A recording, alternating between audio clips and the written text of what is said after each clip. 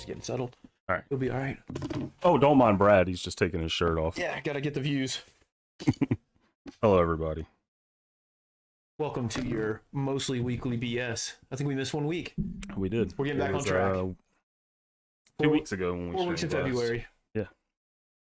Give me a second. I'm tweeting it out that we're live so that all our fans can come say hi to us.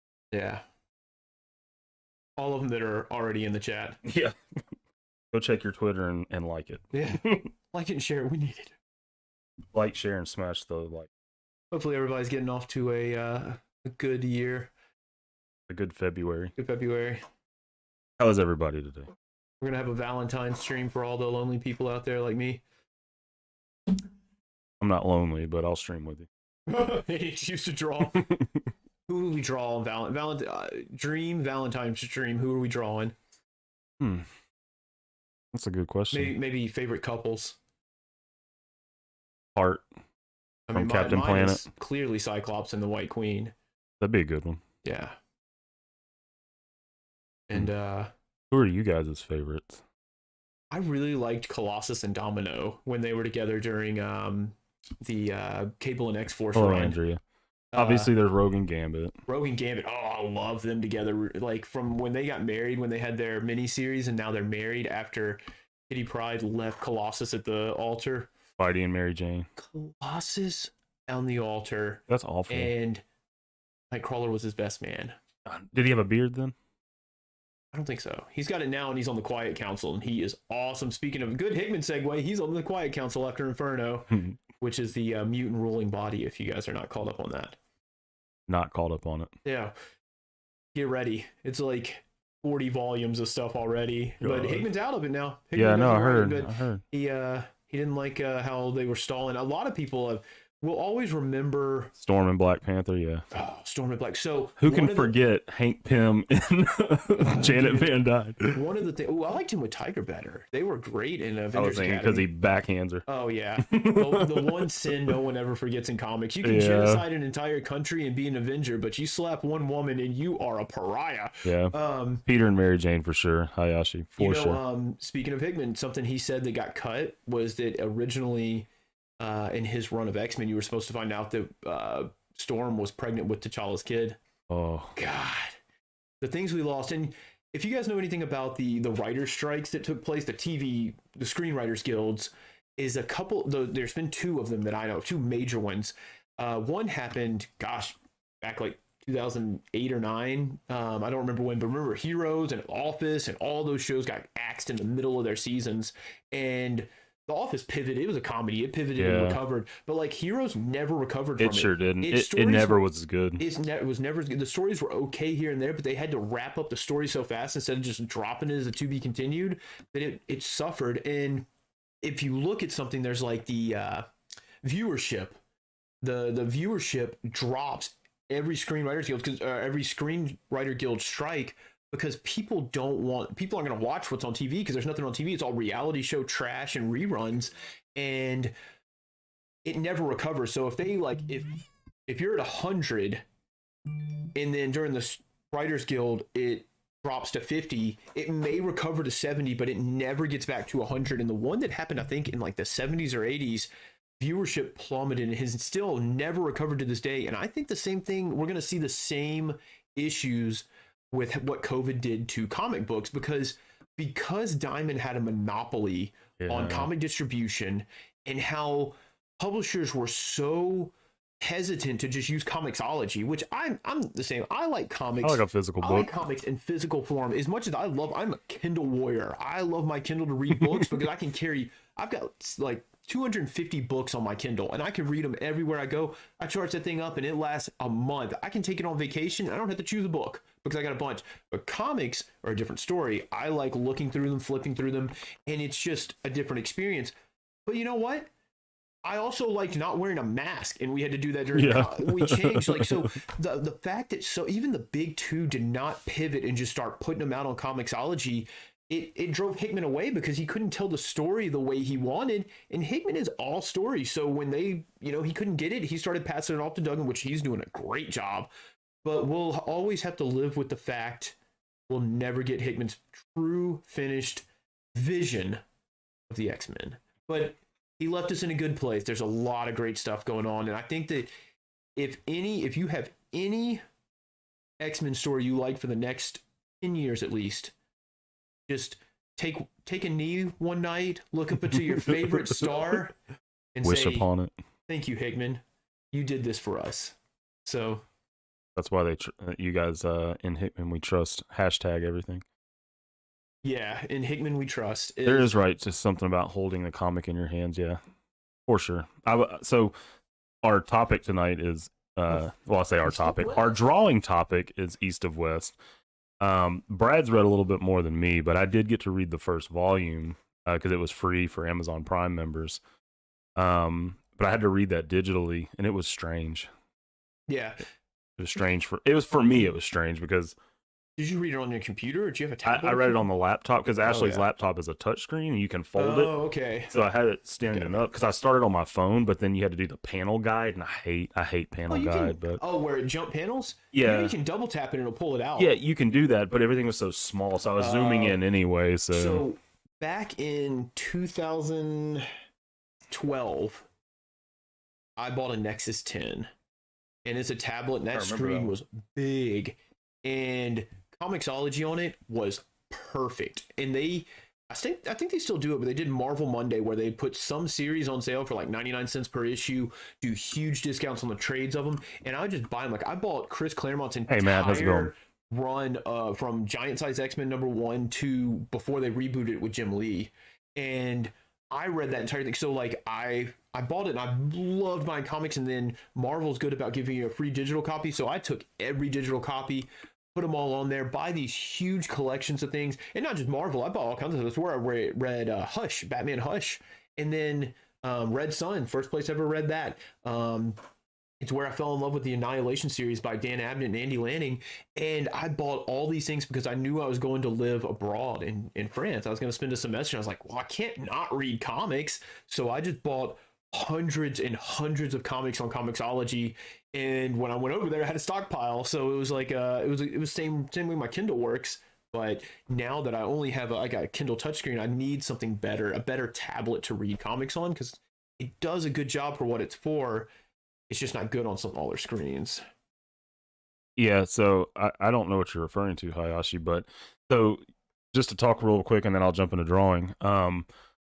When the guy asked me to draw this, I was like, I've heard of it, but I don't know who that is, because I'm going to be drawing the Ranger. I don't know if he has a name or not because I haven't made it that far in the series. He's got a cool design because obviously this is a really Western. It seems like everything that now that, I say everything now, but a lot of the stuff that I've been into recently has been Western themed. And then, Boba Fett's got the Western theme going on right now. And Star Wars is whatever you need it to be. Yeah. Star Wars could be like, if they ever decided to do a musical, holiday special, ignored, it could be a musical, because they did a zombie episode in the Clone Wars. But dude asked me to draw this, and I was like, I don't know who that is, but yeah, sure, I'll draw it. So that's where we're at. And then I did end up reading the first volume because I didn't want to be a total scrub. Yeah. And I read the first volume, and I'm really hooked, but I don't have a way to read the others yet. So well, don't worry, I've got the first 3 volumes, and now that I know it ended in volume 10, then I'm going to collect them all and get through it, because yeah, it's really good. I really enjoyed the first volume. So Hickman is a person of, he's really smart. Yeah, he's in his storytelling it's not for everyone, but it's for me. I can see that. And so like if he releases a volume, if you're reading it by trade and you've got to wait 6 months for a trade, then you need to reread the other stuff before you go back to it. So now that it's now that it's done, I can just read it all as one big lump and be done with it. Sweet. So as usual, I'll start drawing, and then because we don't know a ton about East of West, we will talk about whatever and whenever and however. We'll talk about Hickman a little and freestyle, and I think this is something we talked about before as a weakness of ours. I mean, you can switch to you can switch up whenever. With us is like a lot of times, like I love Hickman or Jason Aaron or Donny Cates or whoever, and when I say that, I mean I love their Marvel stuff. I never really I don't dive in to their their indie stuff And you really should, because as much as I love seeing what people can do in a sandbox that's already built for them. So Hickman jumps into X-Men, changes everything with 2 issues, and then sets them on a course that's going to affect them for the next 10, 15 years. It's going to change them forever, unless they just do like a hard reboot of the entire Marvel comic universe, which I hope they don't. The new 53. Oh God. Then the Marvel, the X-Men are changed forever, and he brought them back into major players. Like, you'd have Wolverine, maybe Storm if they were really pulling, but you didn't get them really cause, like, they weren't part of anything. But now you see, like, Cypher is a huge character in the Marvel universe now, and like you've got all these people who are heavy hitters up there with like Cap and stuff, and even fun stuff with Namor, because of course Namor is a mutant. He's part mutant, and he does not care for Krakoa. And he's all of Sue Storm's boyfriend. Oh yeah. Since Mark's not here, yeah, that's our Valentine's. Namor and Sue Storm. Dude, that should do that. Oh my God. We'll invite Mark on and we'll say, hey, we're gonna draw Sue Storm and Reed Richards. Yeah, and then draw Namor. And then draw Namor. I always told him, like, if we had a Halloween party and it was like come dressed as like a couples thing, that if I have a girlfriend, she's wearing a blonde wig and coming as Sue Storm, and I'm coming as Namor. If I don't have a girlfriend, I'm coming as Namor and telling him the Visible Woman is my name. And either way, I'm burning Mark. Burn Master. It's great. I think that's one of the funny things is I've seen people on the internet get into fits about that, because when you read it, anybody who writes the Fantastic Four well, even when they have differences, Sue and Reed are a great couple. Really great. Mark Waid did a great job of showing why they're like this power couple. They were the first family in Marvel. And Namor's obsession with Sue and the fact that he thinks that she's thirsty for him is all in his head, because he thinks every woman wants him, because he's Namor, king of Atlantis. And it's funny because she never really, you see the dude, she probably gets a flutter when she sees him, but she's never gonna do any kind of infidelity against Reed, even when they split, because in Civil War, of course, her and Johnny were on Cap's side, Reed and the Thing were on Iron Man's side, and even then she left him a really nice note when she was leaving, and she, he still cared more about her than the cause and all that. And then when it all like fell apart, they went and did their own thing. They were like, all right, well, we need to get away from all these people who are fighting over stupid stuff and just be a family going to go exploring. And that's when it got really good. DHR2 Productions. I'm not sure what you like to be called, but we'll call you DHR until then. Good to have you. DDR2. DDR Max 2. What's good? Man, we were talking about that the other day, because got those little machines for Christmas for people. So no shit. I was looking at YouTube videos of people that have made their own DDR pads. Yeah, because that would be the bomb. Like I know that Nerd Alert is an arcade right down the street from where I live in Midtown, and I've went in there. I don't think they have a DDR machine, but I assume that they go out and scout and buy machine like arcades. Yeah. And I just want to tell them, like, hey man, here's my number.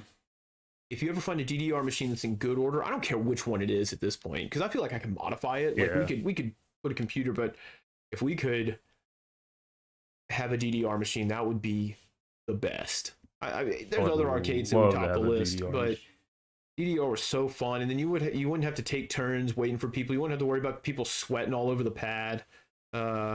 Speaking of DDR, there's Justin. He's hey buddy. In the chat. Hey Justin. Good to see you, bud. But that got us off topic, but that's that fine. Sure did. That's fine. That's what happens here. Dance Dance Revolution was super fun, and we'll segue back in with Cartoon Heroes, where it describes Spider-Man, and then Superman in the worst way ever. But Stinky Raccoon's in the chat. Hey, Stinky Raccoon. Good to have you. How's it going, buddy? You set up Step Mania. Justin, that's the other thing we've talked about is if we can't find one and we end up building our own pad, is just build it and have like a computer, or just have something. You basically just have a monitor And then when you need it, you set a computer up with Stepmania and play literally any song you ever want, plus a billion people of custom made, modded or whatever.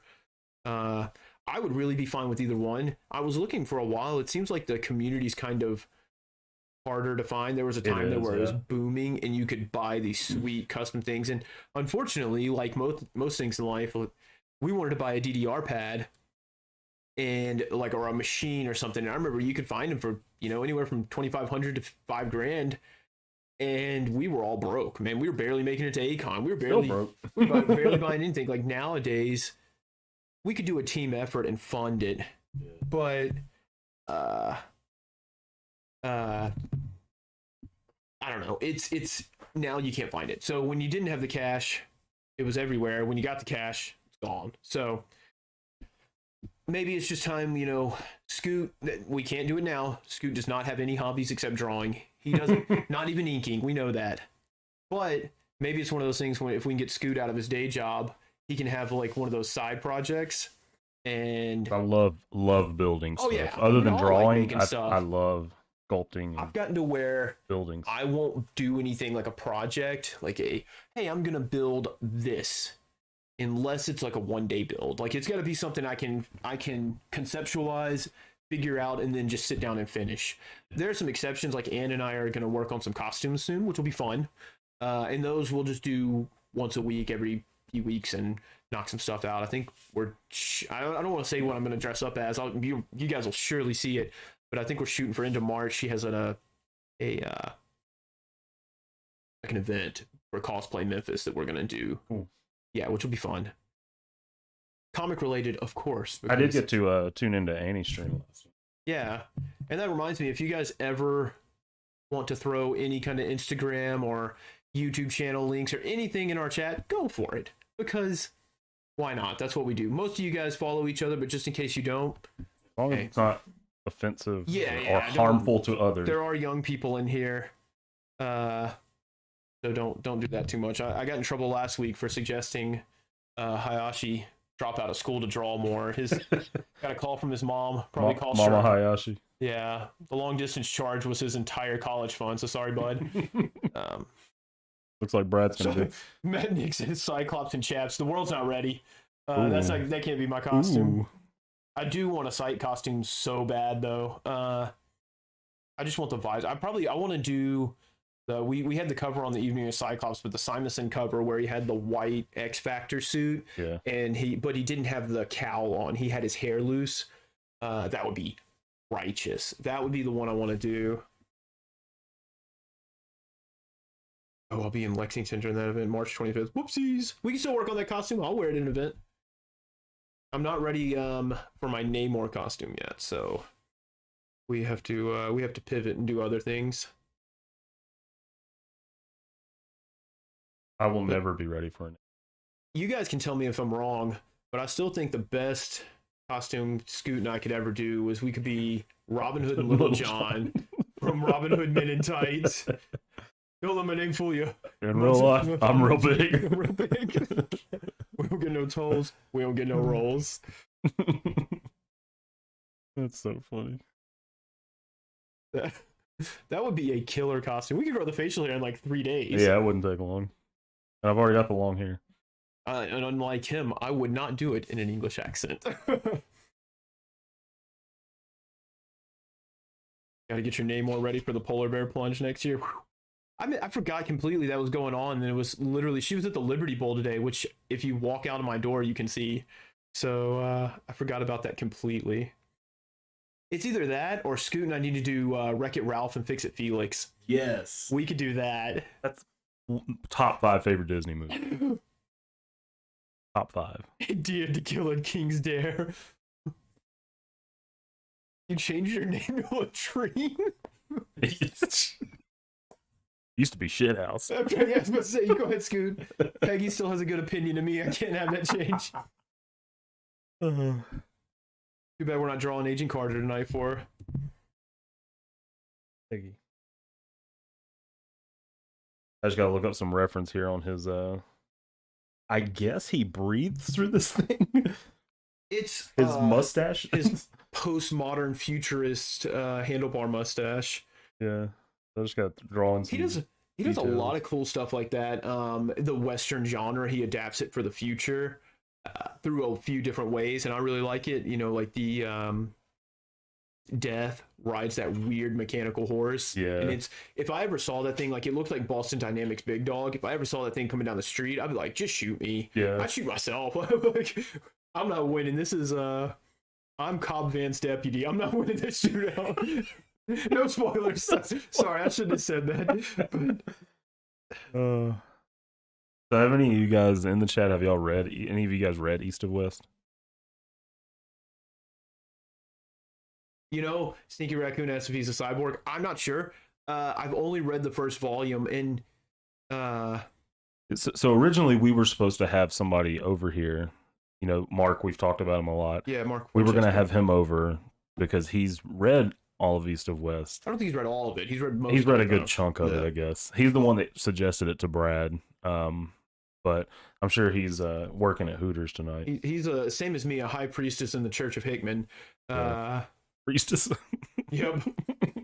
Because we're all beneath him. Yeah. Matt said he's trying not to type out 38 years of Mel Brooks quotes. Oh, Hayashi, you really haven't heard of it. It's good. If you like Westerns, like me, our dad really got us into Westerns growing up, and so I've always liked Westerns of any time, and I love Weird West, which I guess Star Wars falls into that. It's where it's anything that feels like a Western but doesn't quite fit. Like Cowboys and Aliens is a great example of the movie. The comic sucked, but it didn't work for me. Excuse me, I didn't follow my own rules, and I was critical in a negative way.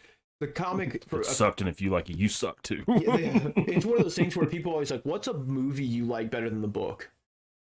It's Cowboys and Aliens, and it's because I used to have this thing at comic reading group where people would come in and we were reading one book. I can't remember what it was, and I was not a fan, and everybody was just praising how good it was and blah blah blah.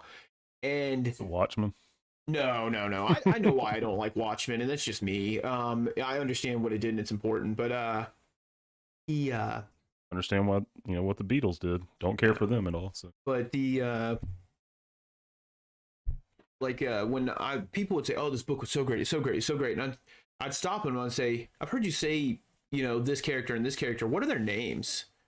And it would always cause like a dead drop, and they just like silence. I'm like, so the book was so good, and you can't remember the name of the characters? To me, that's a failure. You didn't. That book was not good. Because like I'm reading, East of West. He had all kinds of people in that book, and you remember names from it immediately. Yeah, famine, death. Well, whatever. But then, like his wife is Jian Lao. Yeah, and he runs around with Crow, and then it's like there's characters who stick out. You don't have to memorize everybody's name. Like I don't remember all of the 7 nation leaders right off the bat. All of the president, the U.S., like the Union presidents were all like super white guy names, so like Dirk Dirkman. Yeah. And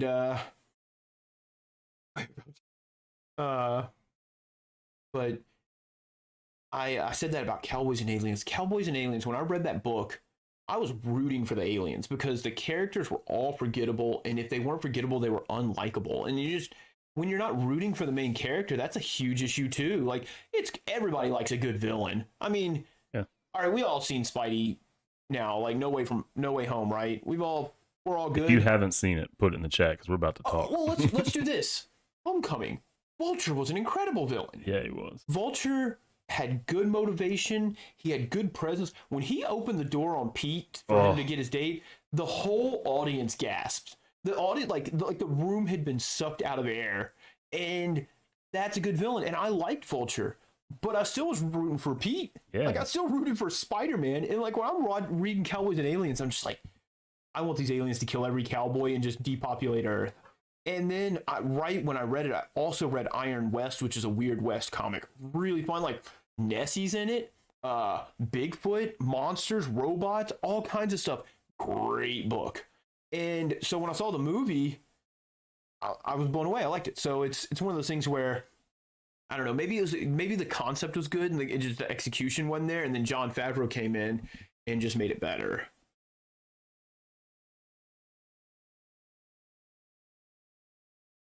My favorite quote of any Mel Brooks.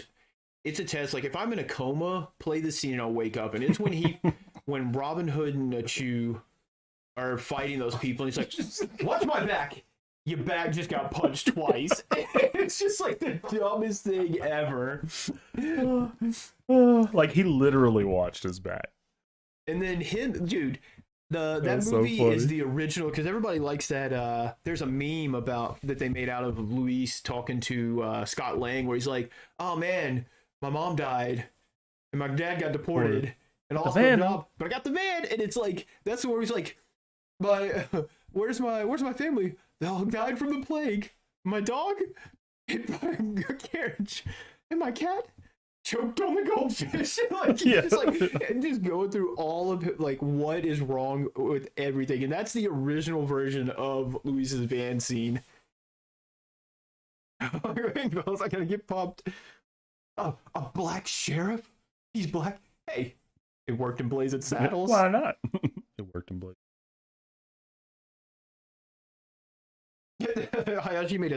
Hayashi is the Plato of our time. He made a solid point. He said, if you haven't seen Spider-Man No Way Home by now, it's safe to say you don't want to watch the movie. Yeah, that's true.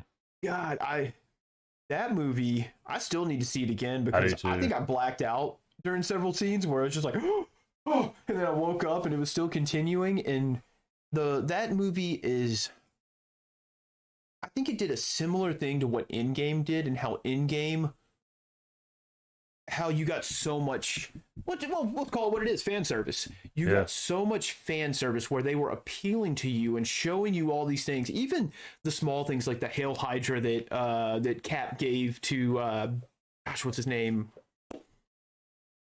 Oh God, Jasper Sitwell. Yeah, those little nods to it, and even you got to see Crossbones for like 2 seconds. Even having Robert Redford come back for that little part, you're like, oh, he was always here. And all the little nods they did. And then, of course, the big scene at the end with everybody, the assemble scene. I mean, who didn't get goosebumps there? Like, you're watching, I still get goosebumps. First of all, that whole movie was incredible. And then you get Cap picking up Mjolnir, and you're like, oh my God. And you're like, this can't get any better. Then you see everybody show up, and you're just like, I got to leave the theater.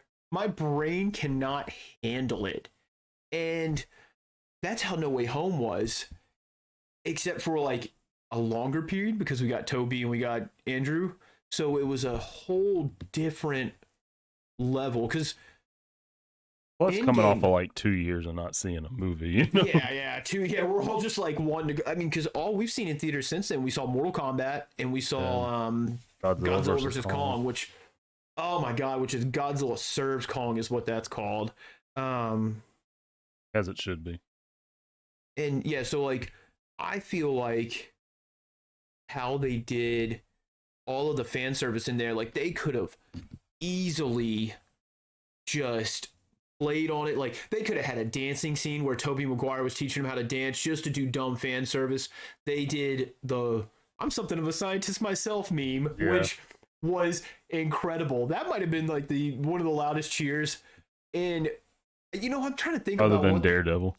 Dude, Daredevil, I think when the three spiders swung together, and then I think, was it Toby or was it Tom Holland who grabbed the other two and webbed them forward, where everybody was just like, oh, like people were hugging in the theater, they were crying. I mean, like, we were all crying. We were losing our minds. So it's like the way they did that, it was still Tom Holland's movie. But it also wasn't like we brought him in for a quick second. It wasn't just a little tease for the other spiders. They got some good stuff in there. I like how, Toby's a little older and he's talking about how they finally figured out, and you find out he's still with MJ. Like, that's cool. Spidey never stays with MJ. Shit, they're about to break him up in the comics again. And like, no way. Are you serious? They're talking about it. It looks like they're gonna piss a lot of people off. I think they're gonna reverse it, but then like Andrew Garfield talking about how he went into that dark period after losing everybody, and him getting to save MJ in this universe. Yeah. And just the weight, like, man, I wanted to cry with him because he had failed before and he didn't this time. And it shows that, it's classic Spidey was you have to get back up and keep going. And even his opening, like him and MJ talking was so funny. Yeah. Where he's like, puts his hand on the wall, they're like, that's not enough. Feels like enough. I'm pretty sure it's enough. And it's just, it was so good in how they did it. And it's just, I was so afraid with everybody they were going to bring in. And then I was like, oh man, we're not going to get, I don't remember the guy's name. He's from The Replacements. The guy who played Kurt Connors. Really, I liked him in the Amazing Spider-Man movies. I wish Lizard had his snout still. Still wish he had his snout. Yeah. But I mean, I've been a fan of Alfred Molina since, God, he was the villain in Maverick. He's been in a bunch of movies. He was in a movie with John Lithgow where they were a gay couple together. Love is Strange. They were awesome. And it's like, so him being back, he is not, if I put Otto on screen, that's not the version I would do, but it's still a perfectly acceptable, amazing version of Otto. Andrew, no, I thought I was talking about Andrew saving MJ in this universe. Thinky Raccoon said, I love how Venom was only in the multiverse to get drunk. I love how Venom's not in the MCU. Me too. Good lord. Because I still haven't watched Carnage, guys. I'm gonna throw it. We're supposed to say what worked and what didn't work. I can't say what worked in Venom. Nothing. And nothing worked for me. I hated that movie from beginning to end. I know some people love it in here, and that's fine. Keep loving it. Don't let me change your opinion of it just because I'm mouthing off on a stream. But I did not like it. I didn't think he fit the MCU. So, but what I do like is where Marvel was like, you know what we can do? We can use him to bring in the symbiote. And so now the MCU has it, and it's just like, oh, let's see what we're gonna get. Let's see. So you mean we're gonna do more Secret Wars? We're leading into Secret Wars. That's what it feels like. Dude, Maverick is such a good movie. I think we're gonna go like Secret Wars. I don't know where they're going, but if they keep up the momentum, like I haven't watched Eternals yet. I know that's on Disney Plus. I'm kind of afraid now because it's getting the hipster contrarian revision now, where everybody, like, when it first came out, everybody's like, wow, I don't know, this seemed weird, blah blah blah, and then now everybody's like, why are we all lying? We know it's the best movie in the MCU. Like, you don't have to do that. You can just like a movie. Like, you don't have to defend Venom as the best movie in the world, but if you're like, man, I enjoyed it, enjoy it. That's all that matters. But, Shang-Chi was the bomb. Shang-Chi was so good. Why? Go somewhere else. Go. Is where especially us, we grew up on like martial arts movies. Yeah, Jackie Chan movies. Jackie Chan and early Jet Li, and then like those weird ones where like you knew a martial art movie was going to be good when the dub was atrocious. Yeah. Like, if their lips were still going and the words were done, you're like, we're in for a treat. Yeah. Like, God, even like some of the like the old Legend of the Drunken Fist, and there was one Danny showed us a long time ago that was really good.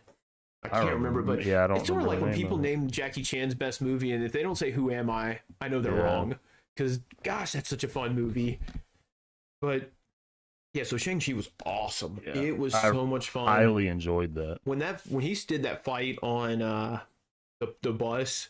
Yeah. And then Aquafina was just the speed, the community quote. She was dropping one-liners with the speed and determination of the incomparable Robin Williams. She was so fast-witted in that.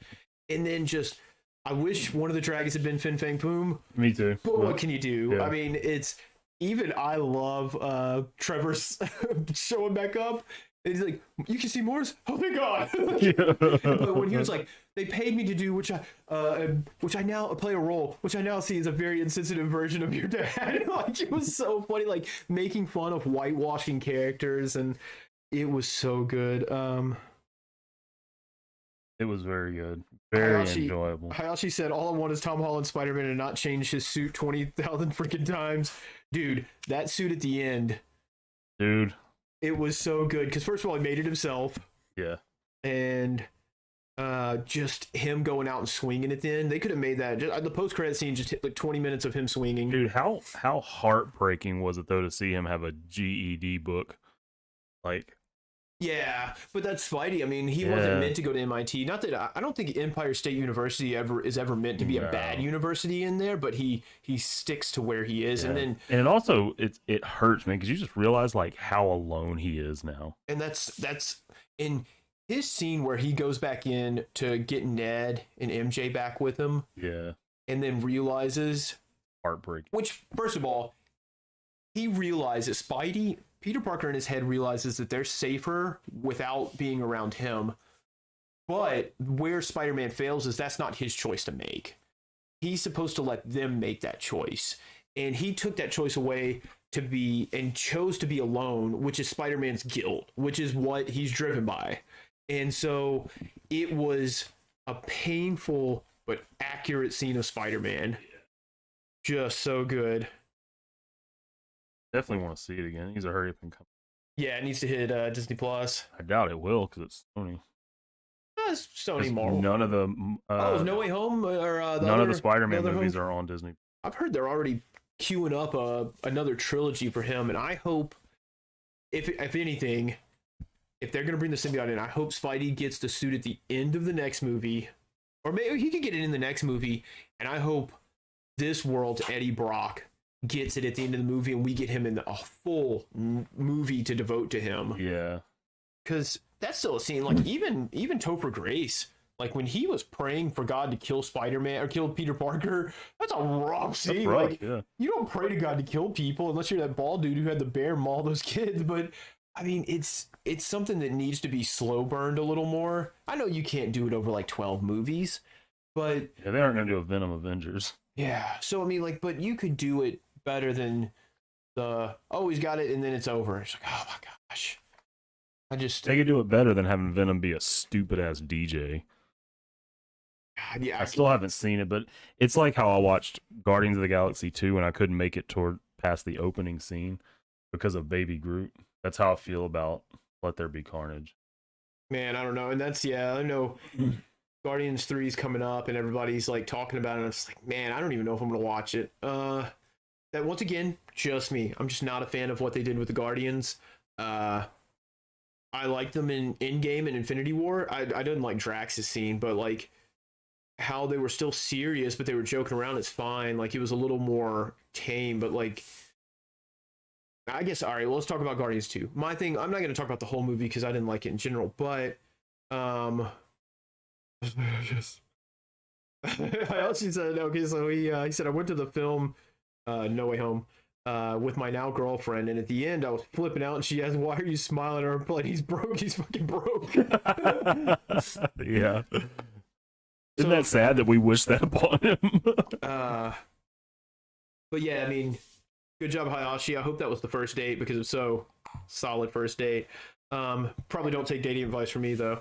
But Guardians 2, my biggest problem is they took jokes too far. Like, I love it. More like Key and Peele and Dave Chappelle for their skit shows used to do so good because they'd take a joke and they would put it to the roof and you're like, all right, we've reached the pinnacle of this joke. And then they would push it one further.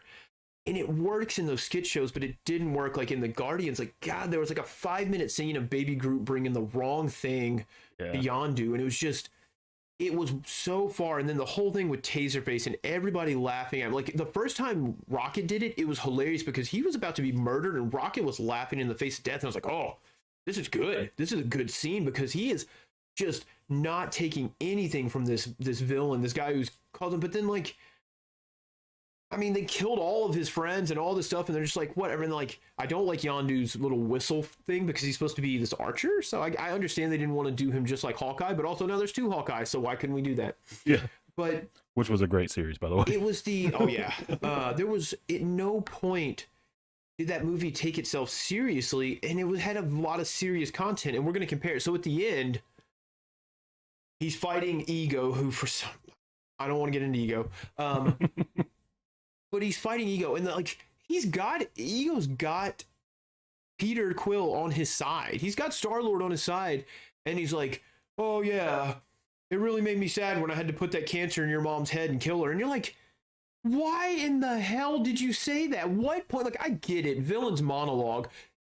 Doc Ock is standing on the chest of Spider-Man, pinned him to the ground, or has him up by all four limbs, and he's like, and now I'm going to push this button, and it's going to, cause everyone in the world to be under my mind control. Of course you're going to say that.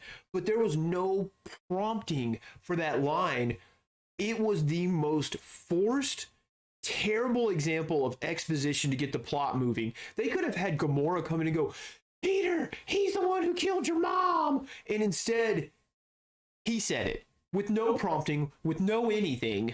And what point did that have? And then he started fighting him. He's like, and Peter had gotten there and he's going his celestial form or whatever the hell he's supposed to be. And he's like, this is for killing my mom and squishing my Walkman. And I'm just like, God, you can never have anything serious. That's the problem. And it totally devalues it. So let's compare it to another movie in the MCU, Civil War.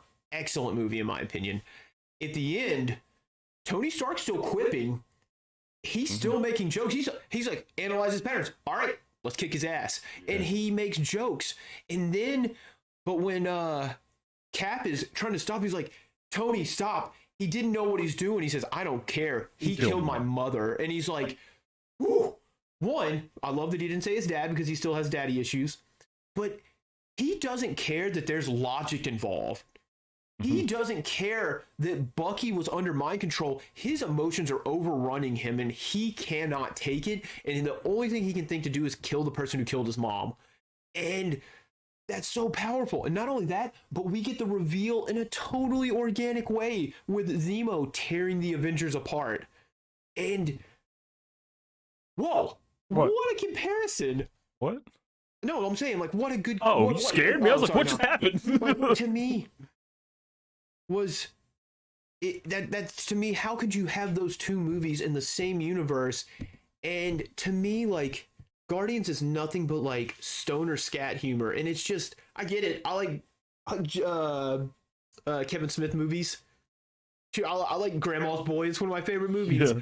But not in a comic thing where these guys are supposed to be literally the people who keep the galaxy from collapsing. And so it just... And then there's like the stakes, like the golden people who were chasing them at the beginning were all remote. So it's like they didn't have to kill anybody. They never had to make a hard choice. It was just I mean, they're just drones. They were just beating up drones, and that's really boring to me. Like, that's what, to me, Age of Ultron wasn't as interesting, because at least the Chitauri were, aliens, but when you're fighting a bunch of drones, it's really just like carnage. It's just like bullet porn where you're just watching people get destroyed. And it took away some of it. So it's like, I just like Guardians of the Galaxy 1. If you like it, cool. I get it. I mean, it's a decent movie. Or it's a well-structured movie. I still don't like it.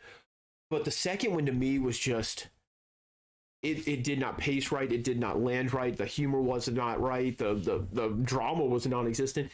And it failed because of that. But again, if you like it, that's your thing. Let's see. Yeah, still haven't made it through.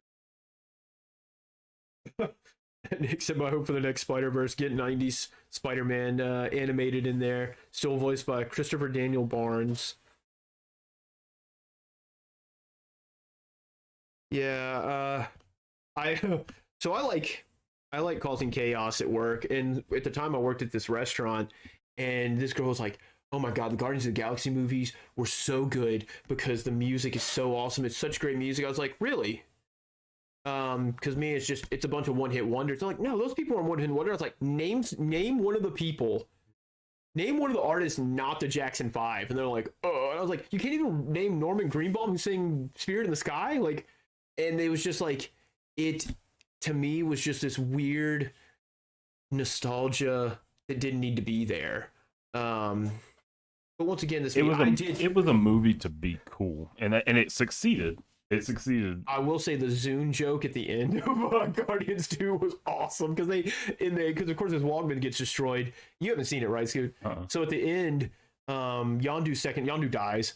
Yondu's second in command, who's Sean Gunn, I think, James Gunn's brother, also in Gilmore Girls. But he gives him something new to listen to music. Yeah, Yondu picked this up last time he was on Earth. They're gonna hold like 2,000 songs or something, and it's a Zune. Oh, nice. And they're like, and apparently they didn't give Microsoft permission, Jeez. so they were not happy with them making it. It's a great line, but it was great. But and just to be clear, we loved our Zunes. We all had Zunes. oh yeah, I had 2 of the darn things. I loved them. But yeah, I didn't care for it. I think like there was nothing to balance it. Scott Lang, very humorous character in the Ant-Man movies, but there's drama and stuff to balance it, and without it, it's just like Guardians of the Galaxy was like a CGI South Park episode where it's like, oh my god, they killed this guy, and it's over. And like, speaking of Scott Lang humor, so the Ant-Man movies are some of Ashley's favorites, so we watch them a lot. And one of my favorite parts is he was like, when he's talking about, they're saying that he had a vision of Janet, and he's like, so I was playing hide and seek with a little girl, and she's like, who was the little girl? Was it Cassie? He's like, no. And then she's like, where did she hide? Was it in a wardrobe? He goes, no, it was a tall dresser. He goes, like, that's a wardrobe. Is that what they're called? And then he goes, he goes, what color was it? Red? And she's like, that's where I hid every time. He goes, seems like you didn't really get the gist of the game, but okay. like, I love that so much. Yeah, there are a lot, like even the gosh, I can't remember his name, but the guy who's like the FBI agent or whatever, he's really funny. Like when he's like, let me explain this to you. Yes, and he like, but then he's a war criminal. Yeah, his whole story, like he went and spray painted on the walls with Captain America. Yeah, he tries to like dumb it down and then doesn't. And I still think the biggest missed opportunity is when he's like at the end when he's like, I'll see you around. Like when? Like, oh, like you want to go for dinner? They have that weird awkward exchange. Yeah. The post credit scene should have been those two having dinner. Yeah. Like it would have been hilarious. It would have been great, but yeah, his humor doesn't seem misplaced. Yeah, those, and like Louise does so great. I still like when they're talking about the Walton Goggins is talking to him and trying to get some information out of him. And Louise is just telling the whole story, and then the ghost comes through and they're like, "Oh, Baba Yaga, Baba Yaga!" And like the fear. That was true fear. That is the greatest display of fear in cinema, next to the rebel troopers who are facing Vader during the Walk of Death at the end of Rogue One. That is true fear. It's such a good scene.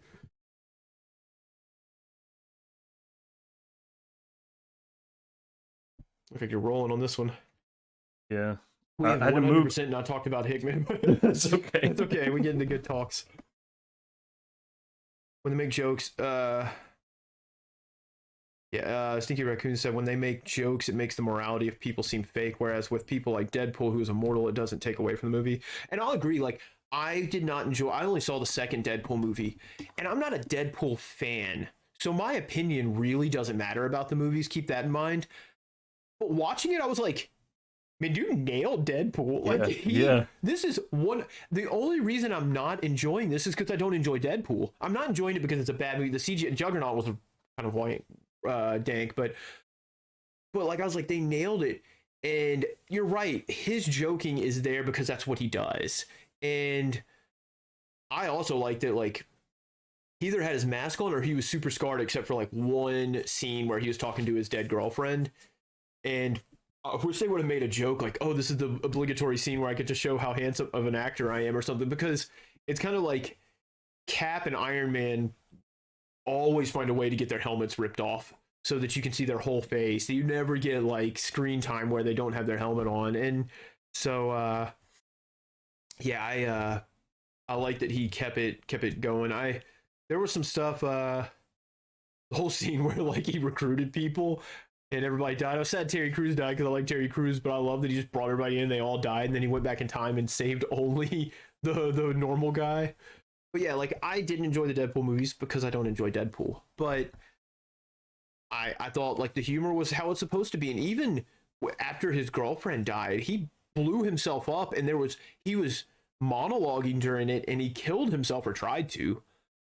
But there was some dark humor during that. It was really like it fit the tone. Like, and now I remember comparing that to somebody else. I was like, dude, I was like, Deadpool took itself more seriously when it needed to, or like Cable. Cable did not joke in that movie. No. Cable was what he was supposed to be, which dude was awesome. Josh Brolin was awesome. Yeah. He wasn't Liefeld buff, but he looked like Cable you see now. He did, yeah. He was awesome. And so like I love what they did with that. Even the scene where he was standing outside like John Cusack with the boombox, but it was just the iPhone with the little app showing the stereo. That was hilarious. And he's like, Colossus CGI, very questionable. It was, yeah, it wasn't great. Real questionable. I wish, and as big a Colossus fan as I am, I wish that he would have gotten more, but it was still like, they did some stuff. They made that movie palatable. They made the story earned, and like, I just felt like we never got that with Guardians. And even once again, going back to how the Guardians were portrayed in especially Infinity War, is they're all joking and kidding, but Gamora gets real serious and Peter takes her seriously. And then when he finds out that Thanos killed Gamora, he's joking and stuff the whole time. Like, I love when he attaches the bomb and then flips him off when he jumps through the portal. Boom! Great scene. Like, it's great. Like, but he's the reason that Thanos snapped. Peter Quill is the reason. Yeah, but I'm gonna blast that nut thing of shit right off your face. Yeah. Called him Grimace, I think. Like he makes jokes, but there's still the weight of losing Gamora. There's still the weight of messing up everything, but it's I just felt like that was never earned. And I guess maybe that's what James Gunn's style is, and I shouldn't be surprised. Definitely. I'm just not a fan of it. And again, I'm not. But I hope if you enjoy it all you like. George Lucas said it best when he talked about the prequel. Somebody was asking him how he felt about so many people dogging the prequels. And he said, well, if I can get a group full of people into a room and we can sit and enjoy the movie, that's all I want. And you know what? I'm sure he could, because he could call me any day of the week and be like, hey, Brad, we're going to watch episode 1. Sweet, yeah. What time? Where do I need to be?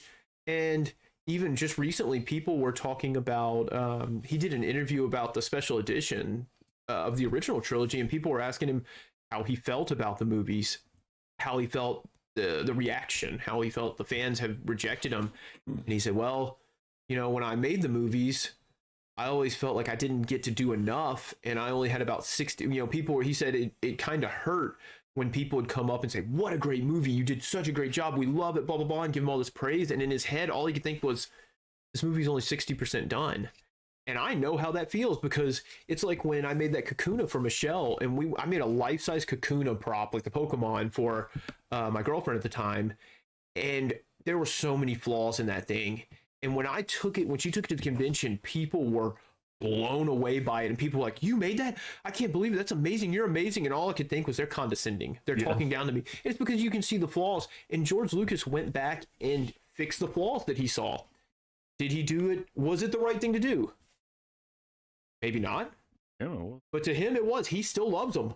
And so maybe I don't like the Guardians, but maybe James Gunn made the movies he wanted to.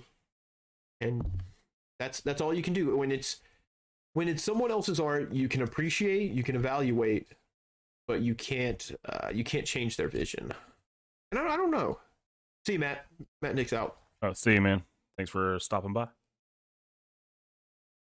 Oh yeah, there's a post-credit scene in Deadpool 2 where he goes back in time and kills himself in Wolverine Origins. He's like, just clean up the timeline. It's really good. Yeah, I've seen. I like when he shoots himself. He shoots Ryan Reynolds getting the Green Lantern script. Yeah, it's great. Yeah. Looking up some references. Yeah, just again his advanced mustache here. Is it? I'm thinking of getting a metal mustache. The risky operation. Yeah, I can't wait to read more now that we've got into it. Yeah. I'll get them over to you. Scoot's got Dark Ages 4 to read this week, though, at least. I hope they let that go on for like 100 years. I hope it's like when they did Spider-Girl, when they let DeFalco do Spider-Girl with Ron Friends and man, gosh, I can't think of I love Ron Friends' artwork. Yeah. Oh, it's so awesome. Much. It's held up. Like, some people did not translate into the modern era, and a few of them changed. Like Deodato Jr. definitely, I think his got better with the modern era, and then like Mark Bagley works in either era. But yeah, Ron Friends is held up throughout, and his work now still looks really classic. Yeah, but man, it's like he drew a Spider-Girl story with DeFalco in the back of something recently. Co-creator of her, right? Yeah, he co-created Spider-Girl. Oh yeah. Mayday Parker. Heck yeah. And I hope that was supposed to be like one. DeFalco wrote that as a what if number 105. One of my. Do you have that? I have it. That's a first appearance, right? Yeah, first appearance of Mayday Parker, and it's one of my prized comic collectibles. Probably one of my most expensive. But he wrote it as a what if because they made them get rid of Mayday in the main line. Infamously, Norman Osborn pays someone to poison MJ and kill her baby, which is rough. I remember reading that and be like, this is out of line. Yeah. Even for the 90s. This is outrageous. Yeah, I think James Tynion came in from writing Something is Killing the Children and was like, hey man, dial this back. Calm down a little bit. Yeah, calm down. This is messed up. And so they always wanted to write it as Mayday being born. And so he got to do a what if and show what happens. And then they were like, oh, this is good. So let's do a mini series. And they did like 6 issues. And then it ran for 100 issues. Then it ran for like 30 or 40 issues through 2 amazing runs and a spectacular and then something else. So they call it the series you can't kill. And I'm hoping that's what Dark Ages is. They're just like, hey, this was supposed to be like 5-6 issues. We want you to just write it until you're bored, until you want to end it. So it ends up being like a 40 or 50 page Goliath because it is so much fun right now. What's your guys' favorite black and white and blood comic collection? Black, white, and blood. Is that have Carnage? Yeah, I bought Scoot the Treasury edition of the Carnage one for Christmas. The hard almost kept it and gave him something else. But I haven't read it. I haven't read it yet, but it's sitting over here on my to read pile. I will say I liked the colors, like the Daredevil yellow, Captain America white, Spider-Man blue. If you're going through a breakup or if you've lost someone, do not read that book. Oh my gosh, because it's all about Gwen. And it's Peter's basically doing like therapy for himself. He's recording like on a tape recorder, and they're cleaning up. So him and MJ are cleaning out some stuff, and he's recording stuff talking about Gwen Stacy. Oh, it is rough. It's so fun though. But yeah, since we're I don't have to force it. We're talking about clones. So Ben Reilly's been in the driver's seat of Spidey recently, and I've been enjoying those. I've been enjoying the Beyond series, and man, like Otto just showed up, so of course I'm into that. Funny enough, spoilers. Aunt May recruited him because she recruited him to help because Peter's in a coma right now, and she wanted to know what's going on with him. So she went to Otto for help, but he just had a really good arc with him, and then all these other characters are coming in, and it's great. But you're finding out the stuff that Beyond did to Ben, and it's reaching a crescendo. And then they're doing what's his name, DeMatteis or whatever. DeMatteis. Yeah, he's writing the Ben Reilly Spider-Man series right now, Scarlet Spider, and it's going back and showing his time when he lived in New York and he took over when Pete and MJ moved to Portland, and they just got into really cool stuff like Carrion's in the first issue and all this stuff. Really loved it. I'm in there. You know me. Yeah. It could have been the worst comic of the month, and I'm in there just like Ben, just fist pumping, waiting. The only thing is if Kane Parker shows up, he's gonna be in his like big monster form, his Frankenstein form. Yeah. And blue Kane Parker. Yeah, and so I'm wanting Kane to show up in the Beyond right now, but I'm surprised he hasn't. But yeah, the concept Marvel Morphin. That I've read Black and White Batman. Was Black and White Batman the one where they rehabilitated Harvey Dent, and then he found out his therapist was a twin, and her twin was like this awful human being, like just not good at all, and it split Harvey Dent's personality again, caused him to have issues, because that was really fun. I remember being in Black and White, but Black, White, and Blood, Carnage, Deadpool and Carnage. Carnage had a Western story in there, which was dope as hell. Yeah, that's on Scoot. When Scoot reads it, I have a rule: if I buy people books, comics, or regular, I don't read them before I give them to him, and so he can read it now. I did read. Brad got me that, and then Corey actually bought me Cosmic Ghost Rider. I read that. Did I give you Paper Girls 1 and 2? Those are Ashley's. Okay, because I was like, I thought you had them, and then Ann ended up having them. Yeah, Ashley bought those on a used book. Boys. Yeah, I just found out Paper Girls ended. Funny enough, is if Annie's reading them, she may finish the series. I think it's volume 6 or 7. It ends, and I went to buy. Ann was looking to get back into comics, and Paper Girls is awesome. It's what we grew up on, Goonies and The Sandlot, but with time travel and stuff. And so I thought it'd be a good jumping point. And I grabbed like the first big hardcover book to buy her, which is I think the first 2 or 3 volumes. And then I realized all I had to pay is $10 more, and I could get the whole series, and found out it ended. So I've got to go back and buy that last one. See you, Hayashi. He said, looking good, Scoot. He's going to eat supper. See, man, you gonna eat pizza? Oh man, that doesn't sound too bad. I think I just covering up Sophie. Stream could just watch her lick the couch. He's got a really bad licking. Yeah, it's weird. It's a quick read, and once you get rolling on it, it's awesome. Like I said, it's something I would have thought you would write in when you were younger or something, because it's Goonies and Sandlot, but with all women, and that's fine. It's awesome. Awesome all the same. And not all women, of course. There's dudes in the story, but the main characters are women. It's super fun. I've been reading. Gosh, it's a Jeff Lemire book. Mark was here. He could tell me about it because he bought it for me. It's got the Black Lodge. I'll remember here in a second. Actually, but I've been reading comics so hard. I took January and I read a few comics. I read my single issues and stuff, but I haven't really read many trades at all. I've got back in. I got the final trade of Lumberjane, so I've got about 10 of those to power through, because I got to a point where I was just like, I'm just gonna wait for them all to come out. But I took some time. The last book of the Expanse series came out, Leviathan Falls, and that took over my life for about a week. And I've just been reading normal books for a little bit, but East of West got my comic brain flowing again. So we'll get to reading those.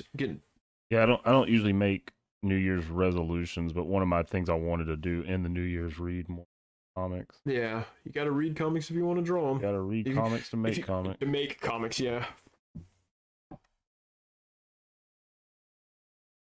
But me with story, I just got to read anything. Always got to be consuming story. And even things like Scoot and I talked about it. We always say like we can almost judge something based on if it wants us to be makes us want to be creative.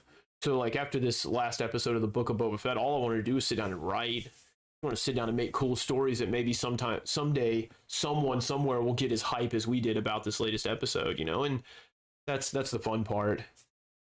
Brad and I did get to update on our creative side. Brad and I finally got to have not as in-depth a meeting as we wanted to today, but we're talking about our creative. Yeah, some stuff, just catching up, pace setting, trying to do some stuff for the new year. Make some lofty goals so we can each hang on, you know, force us to hang on to it, or keep those things. I've got to do it. Dragon Templar has I got to get the link for you. Has a print on demand option now. Brad got interviewed on a podcast for his for Dragon Templar. Yeah, it's a local podcast by the Memphis Cartoonist Association. Scoot and I should be on it in the future. I don't know how near, but we'll be on it sometime, because Lynn is a good guy. We actually, Scoot and I, if you guys have been with us for a while, we used to stream from our local comic shop, The Cellar. I guess it's really not local to either of us, because it's in Bartlett and you live in Oakland, I live in Memphis, but it's only about a 15-minute drive for me. But it's our childhood comic shop, so we always go there, and We used to go up and just take his little phone thing and hook it up. We'd meet for an hour, at least we'd have an hour allotted, and we'd sit and just catch up on what we're doing. Hey, what'd you draw this week? Hey, what'd you write? What are we doing? What do we need to do? And kind of, here's what we did, here's what we need to do, here's what we need to keep in our sights. And then whenever we were done, we'd hook up his phone and he would just draw something, just like kind of like we're doing now, but we'd sit and do it. And it was always funny because it was always like Magic days. So people were in there playing Magic together, and you and me and Lynn would be in there. We just saw somebody else drawing comic stuff one day. We're like, hey, nice to meet you. If you want to come over and hang out on stream, come join us. And then he gave us some Memphis Cartoonist buttons to have. I think I've got mine in my backpack here. And kind of kept in touch. But of course, that was 2019. We were doing those a lot. That was a lot of fun. And then we, of course, had to stop. I think he just did, Jason, the owner of the seller, just did an event for the first time, because he's been, really? Yeah, he did. It was a Magic event, so he had people come in and do like a draft, and it was I heard it went pretty well, so that's good. But as soon as we can stream in there, we will stream in there again. But also, I'm trying to get a setup at my house so that Goo can come and stream at my house sometime. But also, when he does, I told Dale we'd let him know, because Dale lives 10 minutes from me as opposed to 45 from you. Yeah. And so I told him we'd get him out there and get him to talk, because he had a lot of fun on the thing. And we also, he can talk. You guys heard me talk about Dragon Templar, but he can tell you about it, because there's crazy things to me. Like, he said he never really drew action. He always draws comic strips almost. I don't know if he'd call it that, but like there's action, but it's not classic comic action. You can't tell, because he did such a good job. He did such a fun thing. I like the Lynn paid me a good compliment there. He liked a couple of bits of my dialogue, and one of them is one I very much enjoy. So it's good when you think something is great and it's going to land, and it actually does. Puts more pressure for the next issue, but I'm working on it. I have not read Deadpool Back in Black, and I'm assuming Scoot has not. Most of the stuff that I read is because Brad owns it, and I can borrow it from him. I'll say, man, I always say I'm not a Deadpool fan, but Rick Remender wrote the Uncanny X-Force for a while. He wrote, I think it was 3 or 4 complete collections that it's formed in, and Deadpool was absolutely amazing in that. He was, he's still himself. He's still breaking the fourth wall. He's still cracking jokes left and right. There's a very gruesome scene between him and Archangel that is not, it's funny to him, but no one else. But there's also stuff with like him and Kid Apocalypse and how much he hates Phantomex, and like he was such a good character in that series that I was just like, oh, I don't hate the character. He's got to be in the hands of the right writer. Oh, thanks, Anne. She said she listened to the podcast episode. Yeah, my I took my mic apart, and the USB connector piece is completely broken. So I've got to find a replacement piece somewhere and solder a new one, or just buy a new mic, which is fine. But I was going to have nice, crisp audio, and instead I had to wear my AirPods and just hope for the best. So it was better than the audio on my just talking straight into my computer. So it was what we went with. In hindsight, it would have looked weird, because he did have video. He doesn't post the video, but he had video. But for the best acoustics, I should have either set in my closet or my bathroom, and that would have worked out the best. You would have gotten the least feedback and stuff. But all I can say, I started listening to it, and I was like, oh, the lower audio quality is making me hate my voice even more. So I'd also sat through it. We talked for about 2 hours, so I'm glad he narrowed it down to just one. But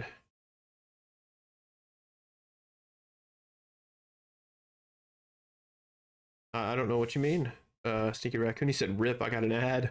Did you get an ad on our stuff? There better not be ads on this video. We're not getting... they better pay me for it. They still better start sending us that money then.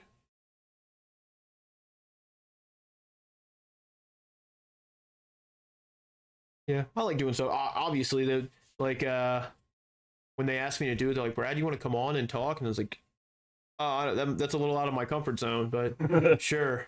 And I told Lynn, I was like, if you ever want to just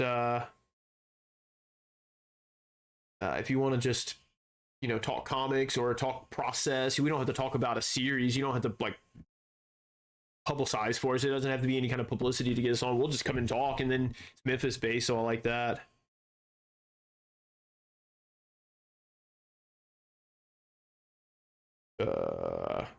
Don't know what you mean and do not know how to pronounce your name.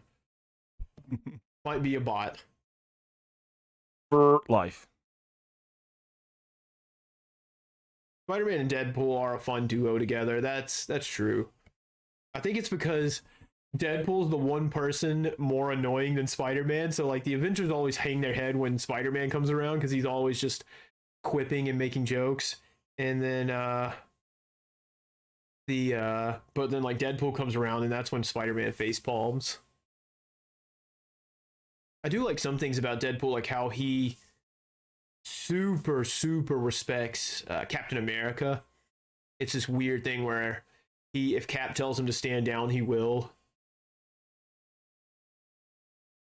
Yeah.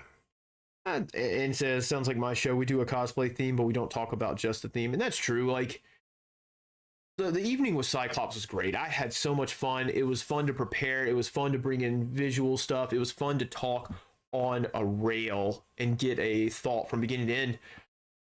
Also, it's a lot of work. And then sometimes you guys say stuff that derails us in the chat, and I don't want to ignore that stuff because it's fun.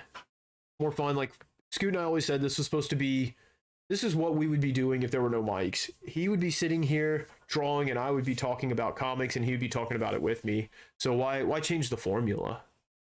Why mix it up when it works out so well?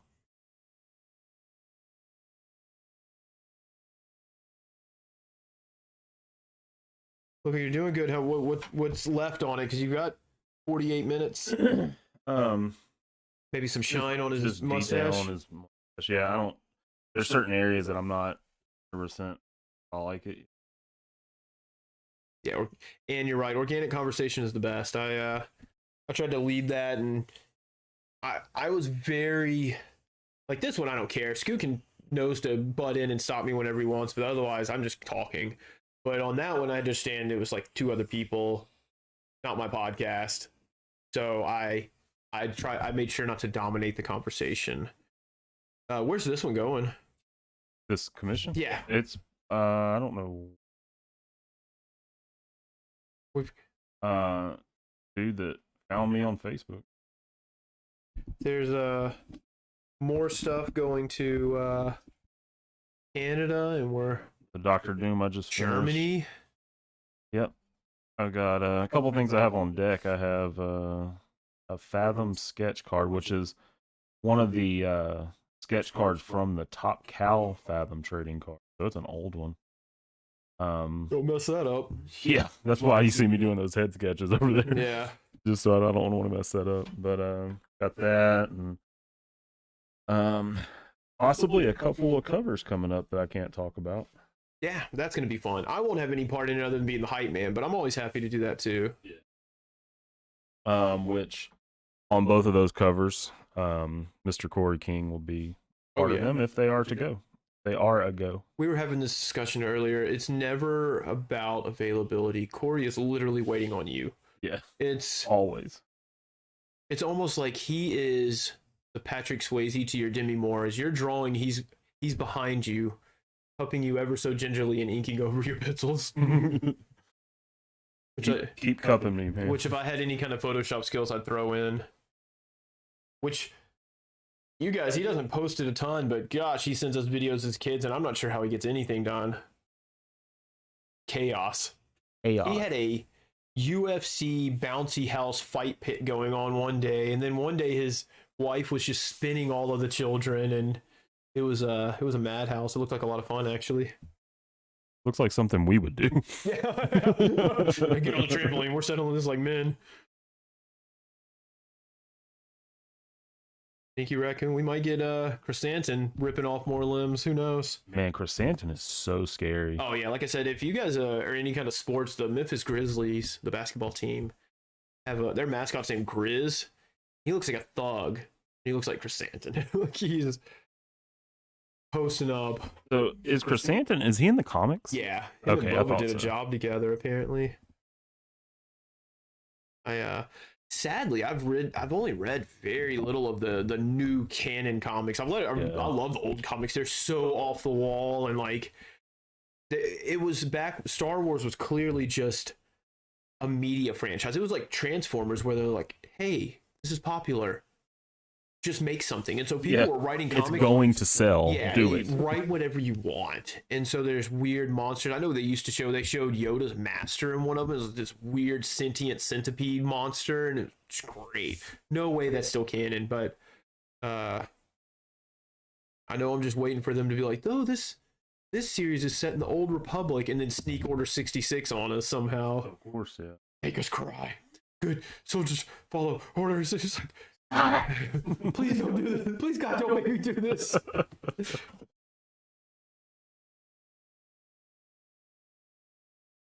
Me and Scooter trying to get a soundboard set up for this. If so, I forgot to talk to you about that. Yeah, so I figured out how I can do that. Oh, I just got to make the clips then. And I think I know how I can do it. Audacity, no problem. But I think I can have it do it where you can control it. Yeah, that's what I want. From over there. Gotta be able to control it. You gotta be able to control it. Oh yeah, you can't control that.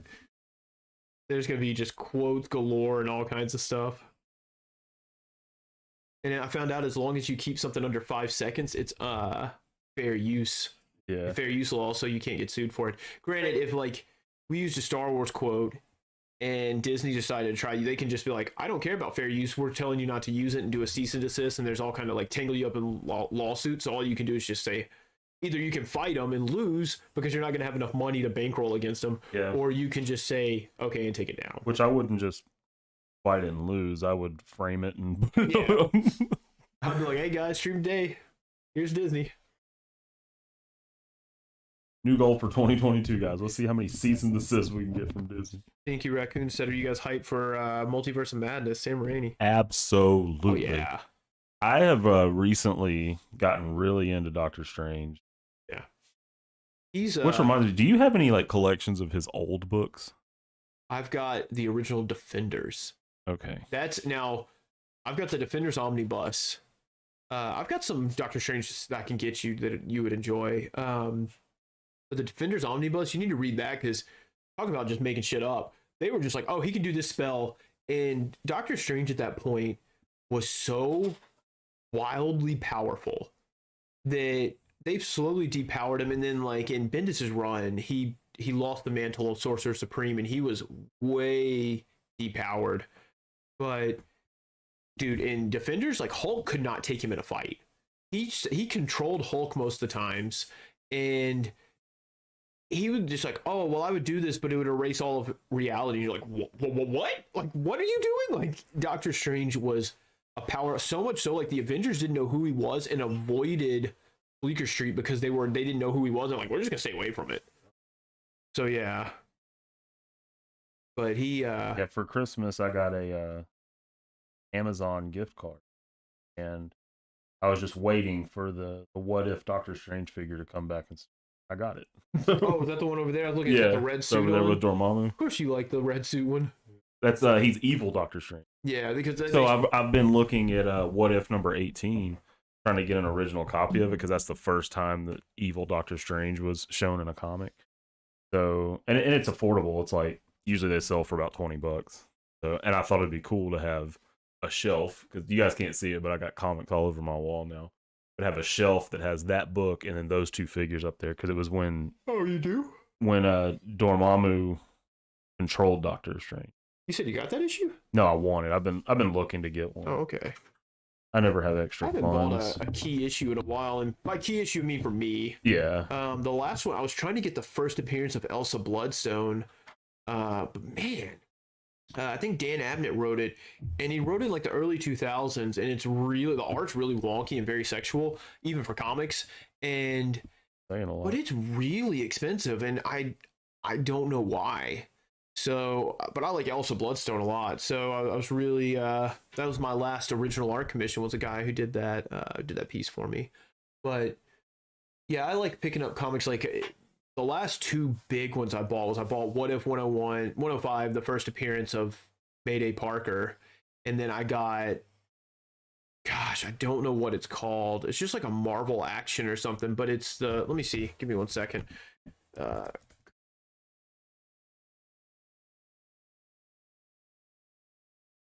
going to tell you here because I want to make sure I get it right. So I have, well, first appearance, Strange Tales number 169 from 1973. It's the first appearance of Brother Voodoo, Jericho Drum, who is now Dr. Voodoo. I love Jericho Drum, so I like what he's been doing in the Savage Adventures, but I enjoyed him and always wanted it. So it's not a great edition. I mean, it's probably like a 3 or 4, but it was affordable and it when looked I cool. buy those books like that, I don't want them to be like shredded without a cover, but yeah, I don't mind the conditions. I'm not CGCing anything. So. Yeah, that's mine. Like if it's got a couple of bins and stuff now, if like the cover's completely ripped off, I don't want that. Yeah. Like this one, it's from 1973, so there's a few like nicks and dings in it, but it still looks good on my shelf. You still see it's got good color. You can still see all the stuff. It's really good. You can read it. I read the issue, and then like same thing with like there's some spine damage on my What If 105, but man, I don't care. All the keys that I have are on. Yeah, but you still got some down there. You've got your 3 for the. So we have we've mentioned it before. We have a foil cover. Full cover fan club. And it's because it started with me and Scoot and Mark, who we all have. Is that 375? Yeah. So we had the gold cover, foil cover of Amazing Spider-Man 375, which Scoot famously did an homage to for Mark Bagley, where Spidey is grappling with Venom, and then Scoot and I, being the 2 biggest fans of Armor Spider-Man from Web of Spider-Man 100, I found 2 copies of that. We both have to get the Marvel Legend that's coming out. Yeah, and so we got that one. It's got a green foil cover. So then we tried to figure out what was going to be our next one, and we ended up doing Spider-Man 2099 number 1 that has the red foil. So those are our 3 right now. I think that at some point, like part of Patreon one day is going to be join the foil club. And we'll have like we gotta make like foil stickers that say like official Brute Studios foil cover club, and you have to prove you have them, and we'll send you the sticker. Okay, I don't know what VUR life is, but I'm guessing there's bots. Could be. That's cool. Drive up our views, bots. There you go. Yeah, come on, bots, bring them in. Coleman Taylor. That's better than the other one that was Soviet Union or something from the future of 1987. Monkey just a robot.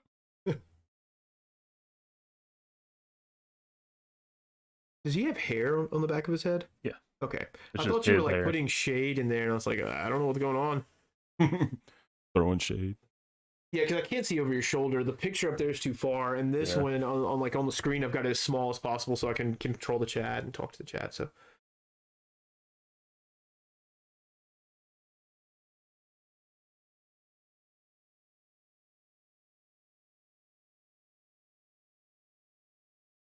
It's always weird drawing a character I don't know. Yeah, because a lot of drawing them is knowing their attitude and. Sure, we talk about that a lot. Is how you and I differ when we say we know a character. And yours is you can draw them like out of your head confidently, and even once again convey what's needed. Like, hey, Scott, I need you to draw Collins, and she looks like shocked, like something she never thought would happen happened.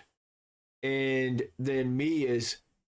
I know them as I can write dialogue for whatever situation they're in, or I know how they react. It's, hey, I want you to take Collins and Greyley and put them in this situation. And I'm like, okay, cool. And it's not like I'm writing them how I want them to be. I'm writing them how they should be. And that's how I know. What I know the characters. We need to get the those bots to throw some OIOs in the chat, man. Yeah. At least be on brand if you're going to be spamming our chat. Or maybe we should Google Ver Life. No, we should not. When all of a sudden it just hacks our computer. And they could at least subscribe, throw a thumbs up or something. Yeah. Why don't you use your band hammer? Yeah. I guess I could.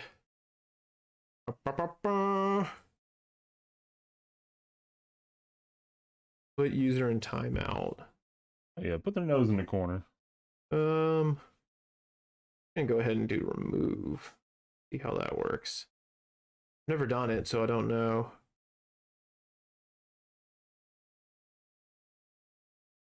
Oh, deleted by Brad Starks. Does it show up there that I deleted his message? Sweet. Uh-huh.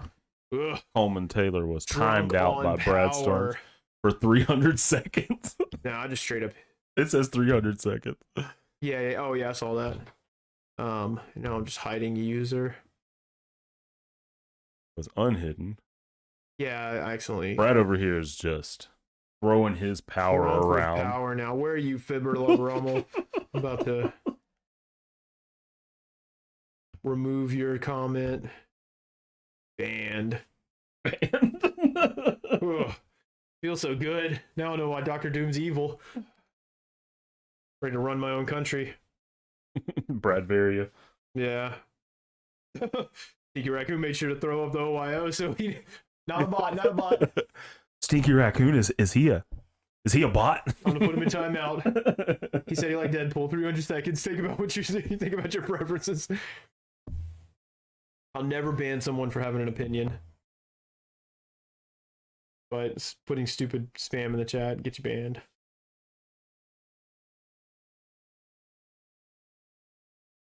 Maybe they can come in here and start spamming super chat when we get that. Yeah. Here's $2. Ver Life. Yeah, Ver Life. Ver Life. Ver Yeah. Life. $10 Ver Life.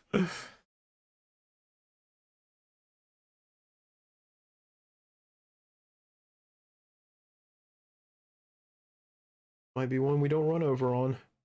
Getting better at our timing. Yeah, I don't think we will. I'm still questioning exactly where I want to go with the visor. Oh, We're getting there. his shades. Got a mighty fine hat though. Yeah, he does. So he gave me an option. It was between this and the Mud King from. Oh yeah, from 7 to Eternity. Yeah, 7 to Eternity. Yeah. And again, another character I don't know. And I thought Mud King would be like looking at the pictures of them. I thought it'd be cool to do him because he'd be a lot of detail and stuff. Yeah. But I was sold on the hat here. Yeah, the Western feel. Yeah. Yeah. I've got to read 7 to Eternity. That just ended or is about to end. And it's 310 to Yuma in space with aliens. Nice. So it's super fun. And no, Stinky Raccoon, if you like Guardians of the Galaxy too, I'm not going to ban you. Like I said, I'm not a fan of it, and I've given my reasons, but I don't. We've mentioned this before. The whole reason I like to say this is why this worked for me and didn't work for this and whatever. I don't see the joy in taking someone else's joy away. Like I joke with Hayashi about liking Venom, but if he enjoys it, who cares? I mean, or we can trash him right now that he's not in here. Yeah, we'll trash him here. He doesn't even like a Canadian hockey team. He cheers for the Pittsburgh Penguins. I think that's who they are. Let me check that before he comes in. Hockey Penguins. He's gonna stop eating his pizza to come in here and correct you. It's always the Pittsburgh Penguins. Oof. Looks like they've been getting that ass kicked. Ooh. Sorry, Hayashi. See how the San Jose Sharks are doing though. I saw they beat Kings, which I meant to call Mark about. Oof. Never mind. They're not doing too good either. I saw a tweet that said 4 Hurricanes have been infected with COVID. And somebody's like, if you don't know about hockey, this is a really disconcerting tweet. Oh my God, the Lightning beat them 7-1. I don't know about a lot about sports, but my God, I know that hockey doesn't normally score that high. The Kraken? I didn't know there was a team called Kraken. I did watch the Ashley and I were watching the women's hockey in the Olympics. We do enjoy the Olympics. Yeah, we were watching that today because they were playing the athletes of Russia because they're not allowed to be called Russia right now. ROC or whatever. Yeah. I want to rock.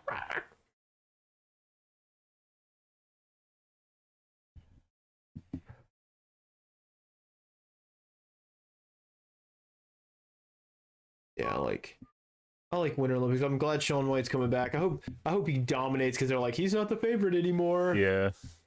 Like, he's old. Like, that dude's 1 year older than me. He's my age. Yeah, he's 35. Like, what? 36. Oh, I thought he was 35. I thought they said he was 35 today.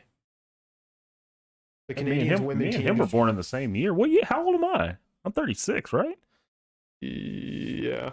Maybe he was born later in the year though. He'd still be 35. Or no, I turned 36 last year. I'm 34. And you'll turn 36 in March and I'll turn 35. You guys, I don't even know how old I am. I don't either. We're older than 30. It doesn't matter. But None of this matters. and he said the Canadians women team destroyed the Finnish team yesterday 8-1. God. Oh, that's a massacre. Oh, the Kraken's a new team for Seattle. Nice. Yeah, if they had been around when we chose teams, I would have probably picked them. You'll be 36 in March, says Ian. Oh, thanks. I kind of feel better about that. I always say it's like I'm chasing your age, so it's like, oh, it's this year I'm gonna turn 35. Scoot's 35, but oh, you'll turn 36 before I do, and then it'll be a race again. Oh, that's right. Yeah, because me and Ashley are like that. I'm always chasing her 'cause she's a cougar.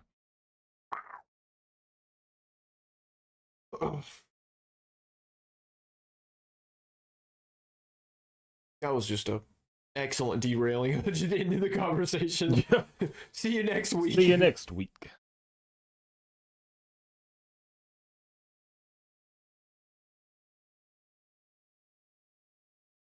I am ready to eat. I came home, took a shower. Me and Brad had a meeting, and it was time to stream. So Yeah. haven't got to eat anything yet. I ate lunch and now I gotta eat again. I'll probably just drink a protein. Don't forget Rachel's birthday's today. Oh yeah. She posted her yearly selfie. Talk about she's the only woman in the world who doesn't post pictures of herself in the internet age. It's an ongoing joke that she's actually just a bot I talk to. But yeah, she's her birthday today. But she's in Japan, so of course we don't celebrate it really.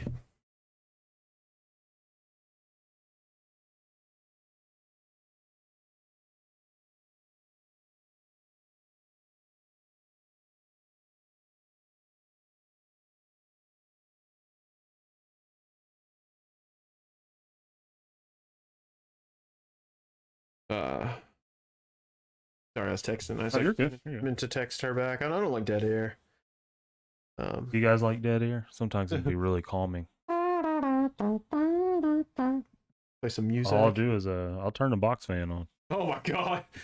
Just, I still have the picture of where I fell asleep mid Instagram stream. I was dead.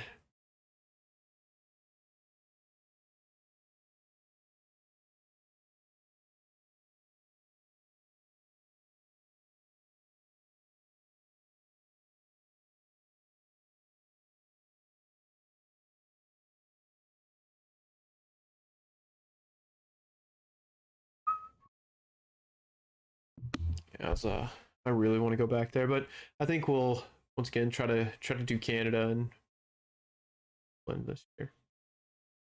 It'll be good. It's already gonna be scary enough traveling internationally. We don't need to confuse it with foreign languages.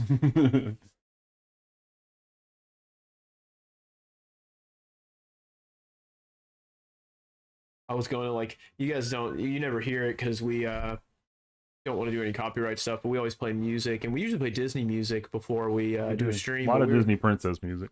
But we start with Oodalali, Robin Hood and Little John. But we of course turn it off before the stream ever starts. And that first stream, we're like, oh my god, was it on? We would have known. The cease and desist would have come through immediately, but I almost, when you walked off, almost changed it from like nostalgic anime music to Holla Back Girl just to try to get it stuck in your head before the stream. Few times been around that track.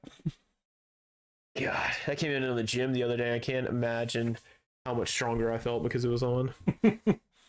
What doesn't kill you makes you stronger. Like when the We Like to Party came on. I will say Ruby Soho came on one day and somebody almost got thrown into almost started a pit in the cable song. area. Like I said, I want one of the topics of the stream to be punk rock, and I draw Spider Punk, and we're gonna bring it in with me rocking out on guitar. Oh man, We'll play some Rancid. Yeah, and punk bands are so like grassroots, they won't care that we use their music. They'll just be like, oh, sweet. More publicity. Yeah. Oh, so there's a lot of punk references in Wilder Talent. Wilder Talents. Bet this guy has future diabetes. That handlebar mustache. Future diabetes. We're pretty close. I'm at the point now to where I don't want to add too extra. I don't want to crowd the overdo picture. it. Yeah, I don't want to overdo it. Yeah, it looks good on screen. Real good. I do need to put more chin stubble though. Oh, what's a gunslinger without chin stubble? I think you shoot better. Like, if you don't have a 5 o'clock shadow, your pistol doesn't work. Boba Fett was a cold-blooded killer. Oh. Oh. Just little tidbits in case people... Yeah. No spoilers. And how handsome is Timothy Oliphant? Oh my god. I love his. Yeah. He's a gunslinger. Oh, man. Ah, man. Probably been since the armor. More careful. Should. I like, there's a, I mean, if you ever watched, I love that they're like, Star Wars, in Star Wars, you can shoot a lock and it'll do whatever you need. It'll open the door, it'll close the door, it'll lock the door, it'll unlock the door, and they do not try to correct, they just lean into it. Sticky Raccoon said he may want a commission after his cash comes in, his birthday cash. Right. We still got to do the drawing. Yeah. For the 5 to 10,000 range. And one of the things I'm going to do, because I literally have people message me every day about a commission or wanting me to work on their book.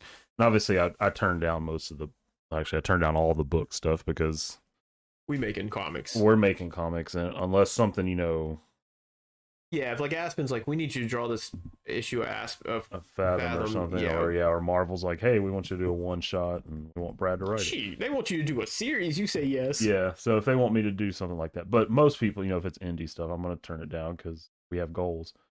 And but one of the tiers that I want to do for the Patreon that we hope to launch really soon will be giving people like Patreon people first shots. Or even a raffle maybe once every couple months. Commission spots and stuff. So I still think like we could do a commission where it's just like a head sketch. You could do one that's head sketch a month on Patreon and have it to where if you're in that tier and you don't win, your entry rolls over.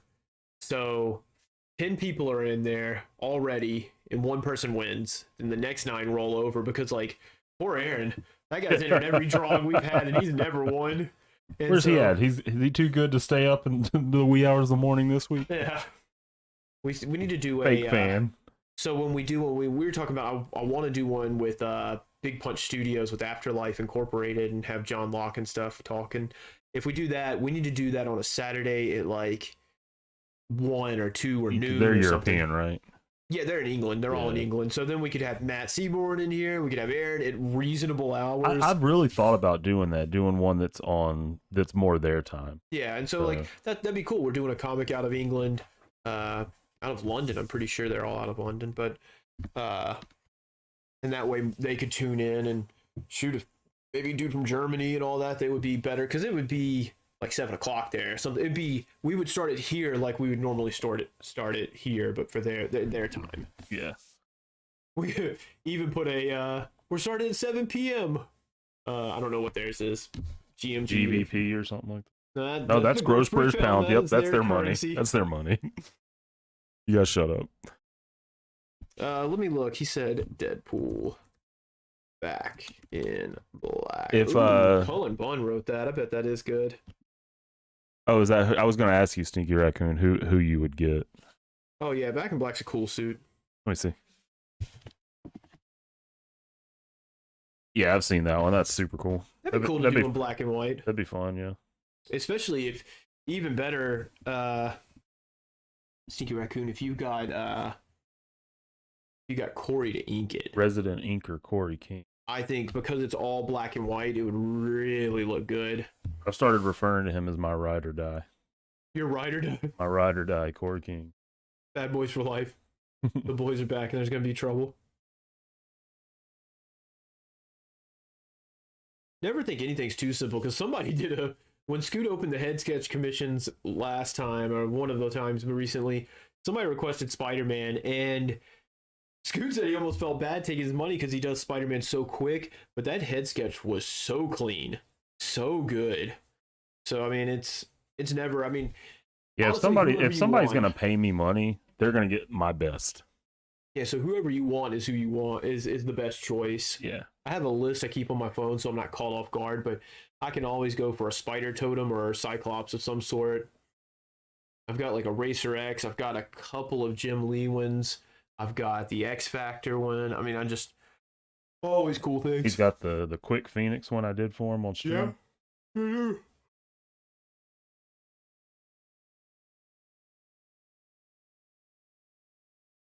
Russell is staring at me. All the other pups are sleeping. He is the poster child of dog anxiety.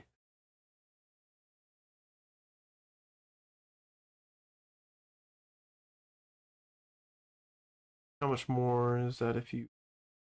Oh, how much is Corey? Yeah, you can... Scoot can DM you when he gets into it, because Corey charges his own thing. Yeah. My head sketches are 60. Plus shipping. He charges whatever he charges. Probably more than what I charge because he's greedy. Oh, he's actually charging like $250 per head sketching. His name's King for a reason. Oh yeah. I thought that's just because he had so many subjects. That wasn't a family name. Full of princes, his house. Because of all his kids.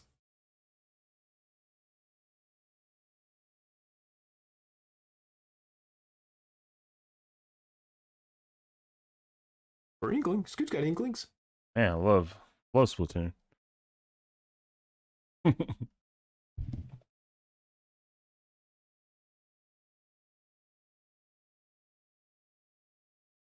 to take a picture of Russell staring me down. I got my official picture in from my race last week. Oh yeah. It's awesome. I dusted everybody that was in front of me.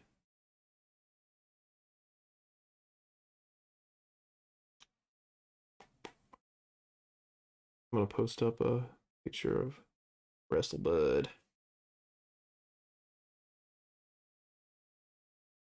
Man, doing this chin stubble, man, taking me back to the art school days with stippling.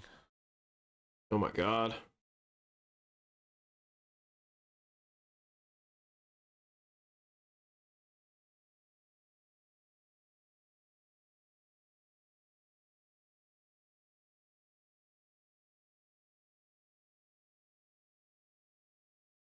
This dude looks like a cool cat, though. Yeah, I have an idea of. And he has a robot dog with him. Oh, does he? That's even cooler. I have an idea of what role he's going to play in the book. I just don't want to talk about it yet.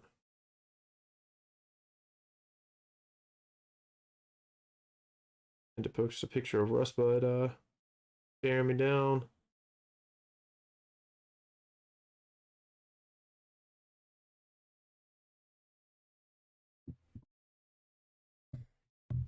Oh, and this picture, this guy gets commissions from pencil artists, and then he goes and finds inkers to ink. Oh, fun! So he like jam pieces it almost. Yeah. I think he says, "I'm friends with someone in real life who bought from you guys." Well, thank them. Nice. Whoever they are. Do you know what commission they got? Because that'd be super interesting to hear. Yeah, I'd really like to know. A long way from a couple of years ago selling a little sketch cover. It still blows my mind every time somebody messages me, "Hey, I really like your artwork. You want to do something for me?" And I'd be like, "Oh, really?" Oh yeah, I figured out like I'd go to the comic shop. Like I don't go to the comic shop every week. I try to, but it's usually like a couple of weeks in between, and I didn't go all of December. And I went and bought all my stuff, and he's like $50, and I was like, sweet. And then he's like, yeah, I took all the sales off from Dragon Templar and Fathom, so I'll use some money. He gave he put all the money he made from the book into my account. So yeah, I've been getting books cheaper, and I didn't realize why. I was just I'm pretty sure I still have credit at that store. Yeah, you went there once, and he's like, yeah, you can have that. You got $75 credit. I'm like, What? Bro, clear out my box for me. Come on, man. Ooh, a Scarlet Spider piece. That's cool. Was it? Did he buy it at a convention? Because is that the one where he's jumping over the post, like he's pivoting on a post? Was it the? Oh no, I did a headshot too of Scarlet Spider recently. Was it a head sketch I did? Because yeah, somebody messaged me and I did a Scarlet Spider. I did a Scarlet Spider not long ago, and they were like, "I know it's just a head sketch, but can you make it look like Scarlet Spider?" I was like, "Oh, he's getting the hoodie. Be ready."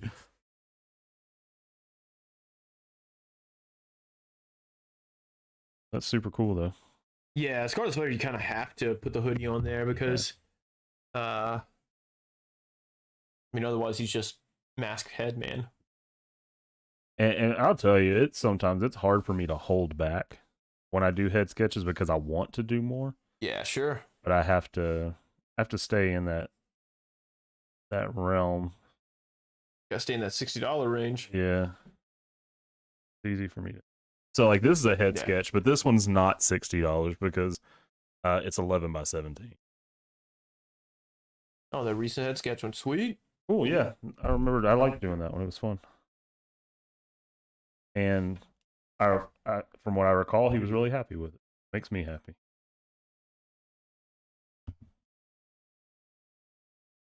Don't worry, guys. Banhammer's out. Another spam message came through. Did it? Oh yeah, another Russian one. Nice. Yeah, I think that means we made it. I was getting ready to say, does that mean we've made it? Easy peasy. Swinging this hammer around like Thor.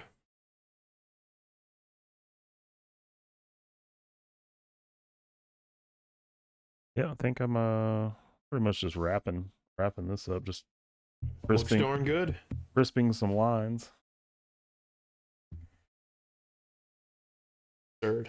And unlike last week, Mrs. Scoot has returned my size 8 Pigma mic. Huh.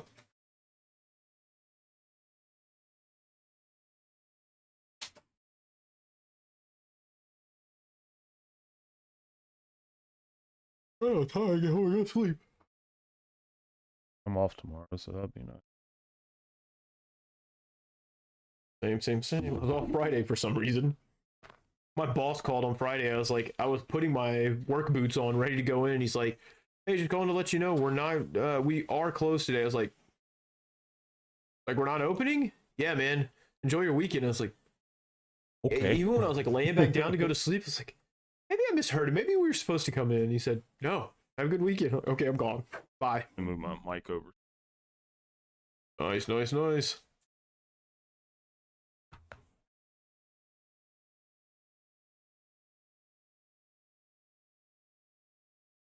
Play the good, the bad, and the ugly theme over that. Tumbleweeds going by. Give him the lazy eye. Oh, I love that movie. So good. Any Five Will Goes West fans up in here? So there's the Ranger. That was fun. I really, since I started reading that book, I can't wait to see what he's about. Yeah, he's that first issue is a bit dense and a little like nebulous because you're just like he's giving you all this stuff and it's Hickman, so you're getting it. It'll all come back, but it was just like, okay, there's a bunch of stuff I'm gonna have to remember for later. Yeah, but it's super fun. At first, like I thought I wasn't gonna end up enjoying it, like as I started it, but then as I started getting further and further into it, I just started getting lost in it. Yeah, super good.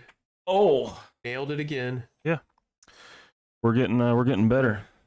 Bets on how far I get down the road before he says he has to fix something. No, I ain't fixing anything. I don't think I need to fix it. I'm pretty happy with it. The visor turned out better than I expected it to. Sweet. And the brim of the hat's one of those things where I started to add lines to it. It doesn't need it. It can just be a harsh shadow. I'm glad you understand that because I sure don't. Yeah. I sort of understand it. I fake it. Fake it till you make it, right? I trade in words. Fake it till you make it. Yep. All right. So that's about it for this week's mostly weekly BS. The next one may be a special episode. It may be an evening with episode. Ooh, we'll have deep talks on a certain topic. If so, yeah. And it's one that I'll be able to participate in a pretty good amount. I'll have to pull some of my books off the wall, so which should be super fun. But stay on the lookout for that. So, and then hopefully the next stream we'll be able to talk more about the Patreon. I think we're gonna discuss some stuff, but the next one, Stinky Raccoon, I'm not 100% sure. I gotta look at my work schedule. It's always my work schedule. Brad's is set, so Yeah. it's always whether I'm able to make things work or not. We seem to I like to do them more on the weekends, Fridays or Saturday, but it's very rare that I get a Saturday off. But if I do get off at 5, then I usually can make it work as long as everything's set up. So I made this one work because I went to draw this one day and I had the blue lines done, and I was like, well, let me just save it for a stream. Yeah. So I don't know when it'll be, but I think the next one will probably be an evening with. And we'll see if we can get more views than the Cyclops. Never. Because never. Cyclops is always cool. So, but other than that, I don't think I have anything else. You got anything else? Nope. All right, cool. Ready to roll. All right, cool. Thanks, guys. Thanks for chilling with us. Thanks for hanging out. Do all this stuff. Follow, like, subscribe, all that jazz. And then stay tuned for the next one. We'll let you know as soon as we do. And we'll see you then. Peace.